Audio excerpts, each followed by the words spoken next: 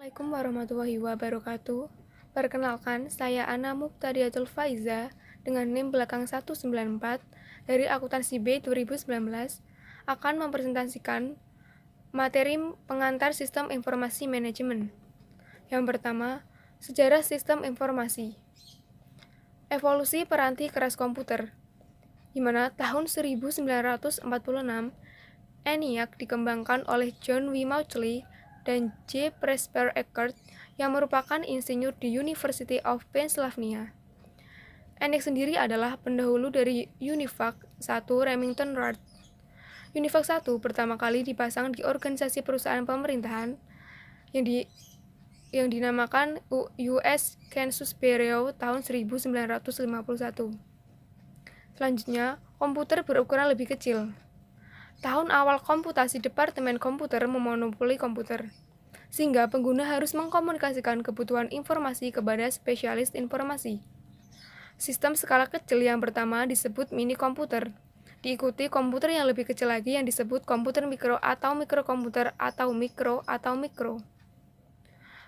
Selanjutnya, hukum Moore atau Moore's Law. Hukum ini muncul pada tahun 1960-an yang dikenalkan oleh Gordon Moore. Hukum ini menyatakan bahwa kerapatan penyimpanan sirkuit terintegrasi dari sebuah chip silikon akan meningkatkan 2 kali lipat setiap tahunnya. Selanjutnya, pengantar arsitektur komputer. Komputer terdiri dari apa saja? Yang pertama, prosesor. Prosesor adalah inti dari sebuah komputer yang dikendalikan oleh sebuah sistem operasi, seperti Windows XP, mengelola alat input dan output, alat penyimpanan data, dan operasi atas data. Yang kedua, unit pemroses sentral atau CPU, di mana CPU ini berfungsi untuk mengendalikan seluruh komponen lain. Yang ketiga, memori akses acak atau RAM. RAM sendiri bertindak sebagai tempat kerja sementara bagi CPU. Semakin besar area kerja, maka akan semakin cepat CPU menyelesaikan tugas-tugasnya. Yang keempat, CD-ROM, USB flash drive, dan hard disk, yaitu alat-alat penyimpanan data. Namun berbeda dengan RAM, mereka menawarkan penyimpanan data secara permanen. Selanjutnya, pengantar arsitektur komunikasi. Saat ini, komputer dapat berkomunikasi melalui jaringan nirkabel. Jaringan nirkabel sendiri pada umumnya berkecepatan 11 juta bit per detik atau 11 Mbps, tetapi bisa mencapai hingga 54 Mbps. Jaringan komputer perusahaan bahkan memiliki kecepatan hingga 100 Mbps. Seiring dengan munculnya jenis-jenis komunikasi baru, maka dibutuhkan jenis-jenis modem baru yang kini tersedia berbagai jenis modem digital. Namun sayangnya, revolusi nirkabel terus berlanjut, hanya saja masih terdapat masalah keamanan. Selanjutnya, evolusi di bidang aplikasi komputer. Ini terbagi menjadi dua. Yang pertama, sistem virtual atau virtual system, terdiri atas sumber daya informasi yang digunakan untuk mewakili sistem fisik.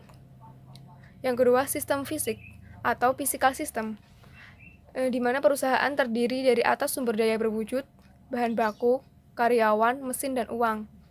Sistem fisik sendiri terbagi menjadi dua. Yang pertama, sistem terbuka atau open system, yang berinteraksi dengan lingkungan melalui sumber daya fisik. Yang kedua, sistem tertutup atau closed system, adalah sistem yang tidak berkomunikasi dengan lingkungan. Berikut adalah bentuk sistem fisik perusahaan, dimulai dari sumber daya input, kemudian melewati proses transformasi sehingga menjadi sumber daya output. Selanjutnya, macam-macam jenis sistem dalam perusahaan. Antara lain 1. Sistem pemrosesan transaksi atau sistem informasi akuntansi. 2. Sistem informasi manajemen. Ketiga, sistem kantor virtual. Keempat, sistem pendukung pengambilan keputusan. Kelima, sistem perencanaan sumber daya perusahaan. Selanjutnya, sistem pemrosesan transaksi. Saat ini, sistem pemrosesan transaksi merupakan istilah yang telah umum. Sistem-sistem ini berbagi satu ikatan yang sama di mana mereka memproses data yang mencerminkan aktivitas perusahaan. Input, transformasi, dan output dari sistem fisik perusahaan berada di bagian bawah. Data dikumpulkan dari semua sistem fisik dan lingkungan lalu dimasukkan ke basis data. Peranti lunak pemersatu data mengubah data menjadi informasi bagi manajemen perusahaan dan bagi individu dan organisasi-organisasi di dalam lingkungan perusahaan. Dapat dilihat bagainya ada di sebelah kiri. Selanjutnya, sistem informasi manajemen. Sistem informasi manajemen yaitu suatu sistem berbasis komputer yang membuat informasi tersedia bagi para pengguna yang memiliki kebutuhan serupa. Menurut Gordon B. Davis, sistem informasi manajemen adalah sebuah sistem yang berintegrasi antara manusia dan mesin, yang mampu memberikan informasi sedemikian rupa untuk menunjang jalannya operasional, manajemen, dan fungsi pengambilan keputusan di dalam sebuah perusahaan. Pengguna SIM sendiri yaitu entitas-entitas organisasi formal atau perusahaan atau subunit anak perusahaannya. Informasi yang diberikan menjelaskan perusahaan atau salah satu sistem utamanya dilihat dari apa yang telah terjadi di masa lalu, apa yang sedang terjadi, dan apa yang kemungkinan akan terjadi di masa depan. SIM sendiri menghasilkan informasi melalui penggunaan dua jenis perangkat lunak. Yang pertama, peranti membuat laporan yang menghasilkan laporan berkala dan laporan khusus. Yang kedua, model matematis yang menghasilkan informasi sebagai hasil dari suatu simulasi atau operasi perusahaan. Selanjutnya, sistem kantor virtual. Kemampuan aplikasi otomatisasi kantor untuk dapat dilakukan di mana saja telah melahirkan konsep virtual, yaitu melakukan aktivitas kantor tanpa tergantung pada satu lokasi fisik tertentu.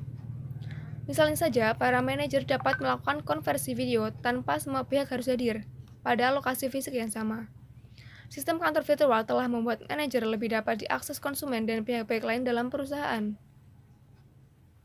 Selanjutnya, sistem pendukung pengambilan keputusan. Sistem pendukung pengambilan keputusan DSS adalah suatu sistem yang membantu seorang manajer atau sekelompok kecil manajer memecahkan satu masalah.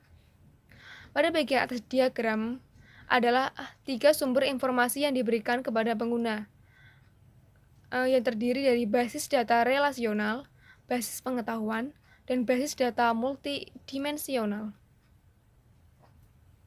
Selanjutnya, sistem perencanaan sumber daya perusahaan.